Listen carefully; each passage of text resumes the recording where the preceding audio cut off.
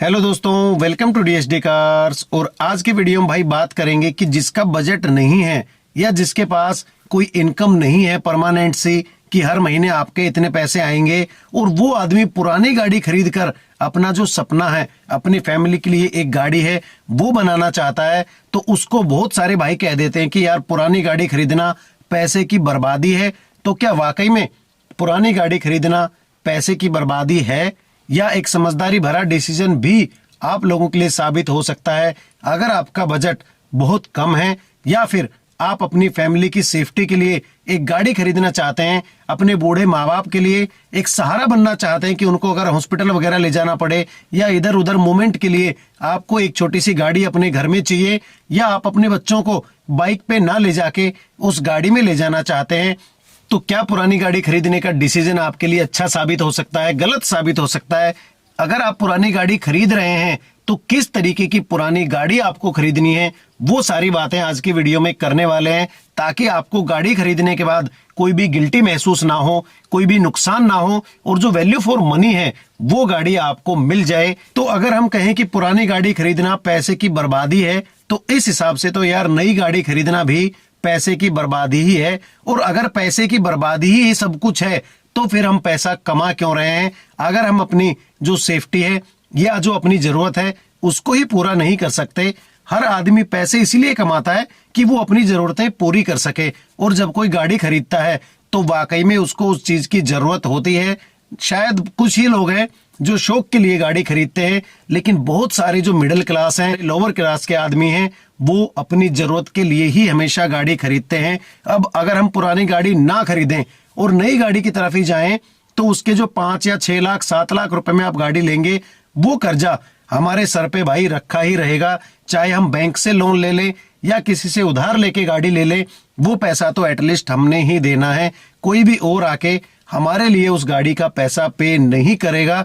तो अगर आपका बजट 1.5 लाख 2 लाख 2.5 लाख 3 लाख रुपए है, तो उस हिसाब से आप पुरानी गाड़ी भी भाई आसानी से खरीद सकते हैं। उसमें कोई भी नुकसान आपको नहीं है, क्योंकि उस पैसे में एक काम चलाऊ गाड़ी आपके घर में आके खड़ी हो सकती है, और जब भी आपको उस गाड़ी की जरूरत हो आप उसे यूज कर सकते हैं और अपने आप को सेटिस्फाई कर सकते हैं कि इतने कम बजट में भी कम से कम जरूरत के मौके पर ये गाड़ी आपके काम आ सकती है। तो पुरानी गाड़ी खरीदने में मुझे नहीं लगता है कि ऐसा कोई इश्यू है या फिर हमें नई ही गाड़ी खरीदनी चाहिए। अगर आपका बजट है तो फिर आप नई गाड़ी खरीदें, बड़ी गाड़ी खरीदें, कैसी भी गाड़ी खरीद सकते हैं। लेकिन अगर आपका बजट नहीं है, आपके हाथ में 2 लाख 2.5 लाख रुपए ही हैं और आप उसी में गाड़ी खरीदना चाहते हैं, क्योंकि बड़े बुजुर्ग कह के गए हैं कि भाई जितनी चादर होती है उतने ही पैर फैलाने चाहिए इंसान को, नहीं तो फिर ठंड भी लग सकती है या फिर भाई मच्छर भी काट सकते हैं।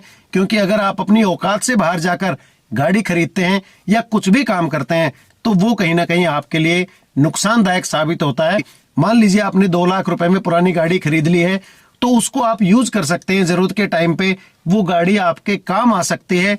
और जब भी आपका बजट हो, जब आपकी इनकम स्टेबल हो जाए, जब आपके पास पैसे आ जाए, तो उस टाइम पे आप नई गाड़ी के लिए जा सकते हैं। क्योंकि नई गाड़ी लेने के 5-6 साल तक आपको कोई भी ऐसी दिक्कत नहीं होती है कि आपको उसके सस्पेंशन चेंज कराने हैं या पार्ट्स चेंज कराने हैं या कोई भी इश्यू आपको इंजन में आता है। क्योंकि पुरानी गाड़ी अगर आप लेते हैं उस बजट में, तो उसमें कुछ समस्याएं भी आपके सामने आ सकती हैं, क्योंकि पार्ट्स वगैरह हैं कभी भी खराब हो जाते हैं, या कोई भी इंजन काम मांग सकता है, टायर्स आपकी गाड़ी मांग सकती है, या कोई पार्ट पुराना होकर टूट भी आपकी गाड़ी में सकता है। तो वो सारे प्रॉब्लम्स के लिए भी आपको तैयार रहना पड़ता है। लेकिन उसका ये मतलब नहीं है कि हम पुरानी गाड़ी ना खरीदें।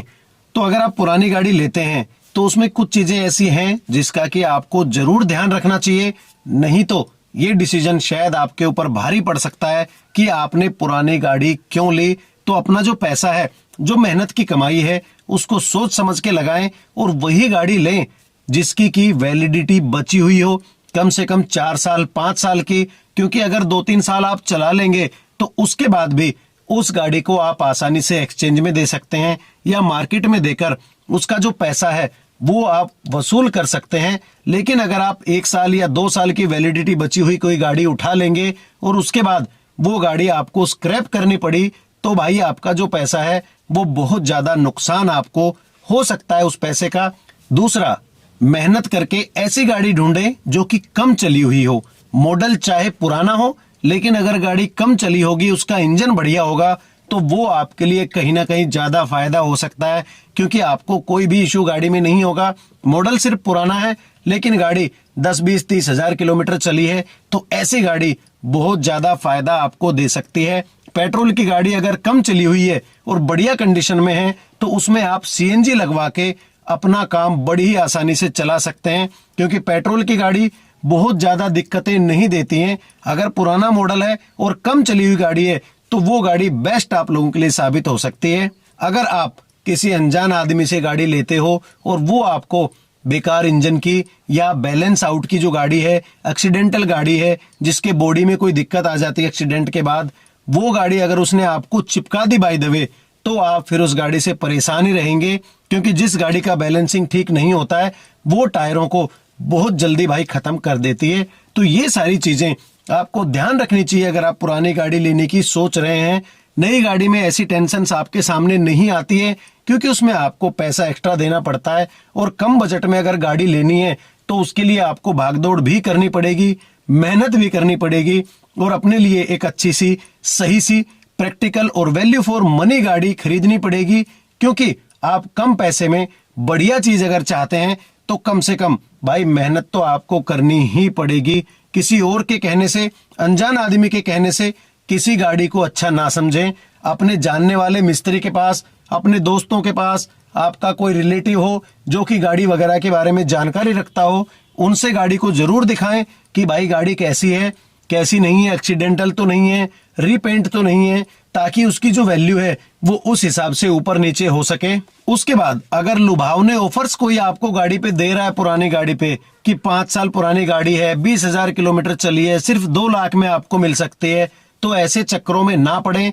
उसमें पेपर वगैरह का कोई इश्यू हो सकता है, जो कि आपको बाद में बड़ी दिक्कतों में डाल सकता है। जिन गाड़ियों के मॉडल बंद हो चुके हैं, वो गाड़ियां आप बिल्कुल भी ना लें, क्योंकि उनकी जो पार्ट्स हैं वो आपको नहीं मिलेंगे मार्केट में, और आप बिल्कुल परेशान हो जाओगे, ज्यादा भागदौड़ आपको करनी पड़ेगी। उसके बाद अगर आप कम पैसे में ज्यादा बड़ी गाड़ी ले लेते हैं, मान लीजिए कोई 2 साल की वैलिडिटी बची है, और आप बड़ी गाड़ी ले लेंगे, लग्जरी गाड़ी ले लेंगे 2-3 लाख रुपए में, तो वो मेरे हिसाब से ज्यादा बेवकूफी वाला फैसला आपका हो सकता है।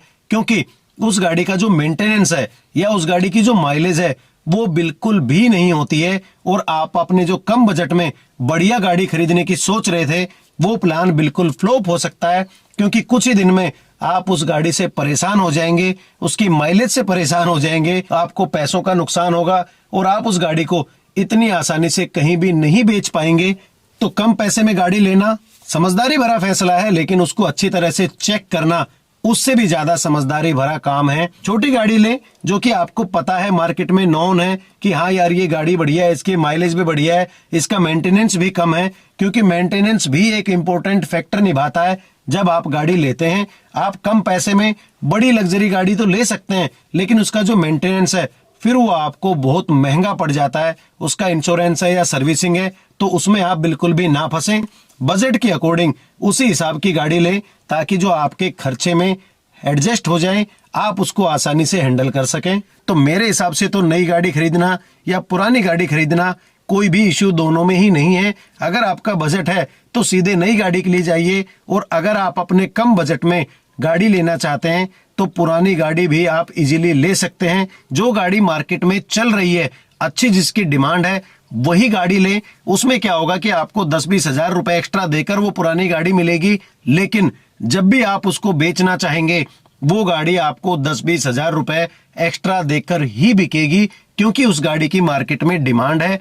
पुरानी गाड़ी खरीदना कोई पैसे की बर्बादी मेरे हिसाब से नहीं है, क्योंकि पुरानी गाड़ी अगर खरीदना पैसे की बर्बादी है, तो फिर इतनी सारी जो गाड़ियां बिकती हैं वो आखिर कहां जाती हैं। तो ये कहना कहीं ना कहीं गलत है कि पुरानी गाड़ी खरीदना पैसे की बर्बादी है और नई गाड़ी खरीदना ही सही डिसीजन है। तो यही था आज का वीडियो। अगर मेरी सलाह या ये वीडियो आपको अच्छा लगा हो तो प्लीज चैनल को सब्सक्राइब कर देना और मुझे अपना सपोर्ट देते रहना। वीडियो को एंड तक देखने के लिए थैंक यू दोस्तों।